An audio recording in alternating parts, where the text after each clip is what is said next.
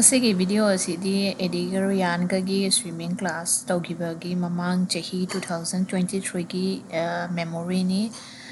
ꯃꯁꯤ ꯃꯈꯣꯏ ꯑꯁꯤꯗꯗꯤ ꯁ꯭ꯋꯤꯃꯤꯡꯁꯦ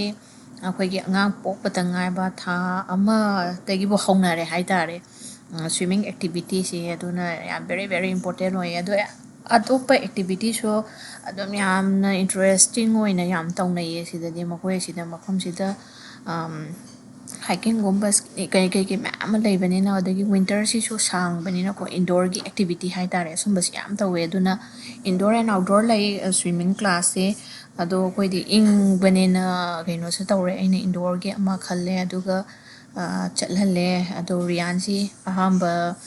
चप्पा मतमदनि मासी इसिंग कुंबा कीदने यामना कपखि अदो मिनिट 5 मुक्ति कप्पे मासे अदुगदि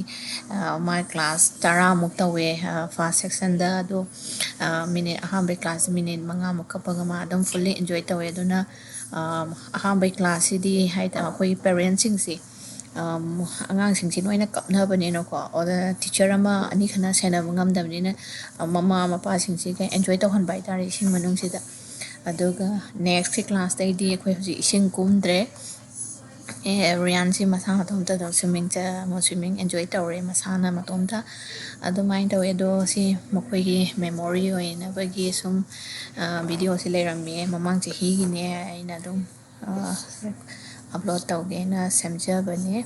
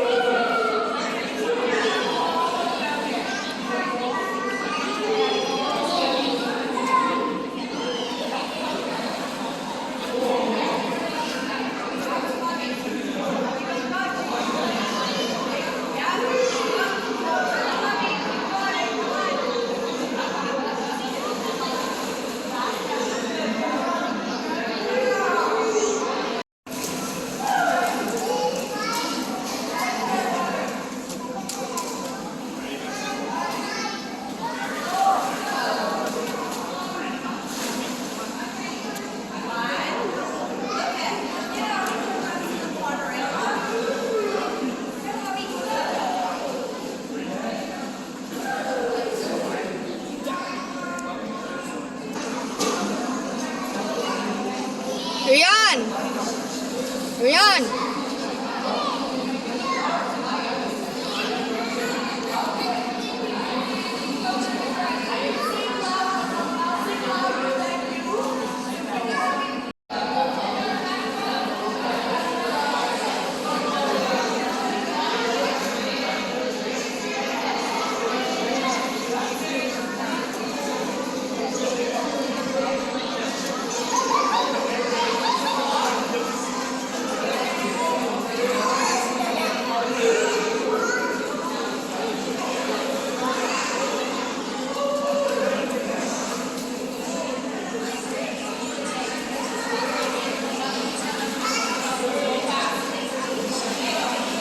एडिगिदी ममांगी क्लास मादी अदुम क्लास की कनो तौरे हजिसे अदुना मादी अदुम हैरे हाइतारे स्विमिंग से खरा